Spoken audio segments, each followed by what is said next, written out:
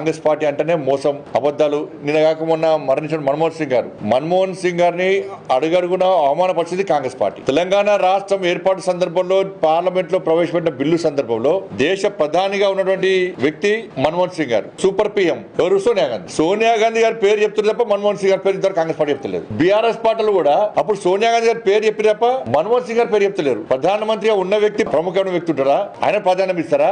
లేదు ఎలాంటి ప్రాధాన్యత లేని సోనియా గాంధీ గారికి ప్రాముఖ్యత ఇస్తారా, ప్రాధాన్యత ఇస్తారా? అర్థం చేసుకోవాలి మనం. అంటే పార్లమెంట్ లో ప్రధానమంత్రిగా ఉన్న వ్యక్తి మన్మోహన్ సింగ్ గారు, తెలంగాణ రాష్ట్ర ఏర్పాటుకు బిల్లుకు సహకరించింది, సపోర్ట్ చేసింది మన్మోహన్ సింగ్ గారు. కానీ ఎక్కడ మన్మోహన్ సింగ్ గారి పేర్లు కూడా ఒక రబ్బర్ స్టాంప్ గా తయారు చేసి సూపర్ ప్రైమ్ మినిస్టర్ గా ఇలా సోనియా గాంధీ చెల్లమనే ప్రయత్నం చేసింది. అట్లా ప్రజాప్రతినిధుల విషయంలో సుప్రీంకోర్టు డిస్క్వాలిఫికేషన్ విషయంలో, అనర్హత విషయంలో సుప్రీంకోర్టు వెంటనే చేయాలని చెప్పిన తర్వాత మన్మోహన్ సింగ్ గారు ఏం చేసినట్టే దీనికి 3 months సమయం ఇద్దామని చెప్పి మన్మోహన్ సింగ్ గారు కొత్త ఆర్డినెన్స్ పట్టుకొచ్చారు. దాన్ని ఇదే రాహుల్ గాంధీ గారు మొత్తం చింపేసిండు. అందరూ చింపేసి అవమానపరిచిండు మన్మోహన్ సింగ్ గారిని. లాస్ట్ ఏమైంది?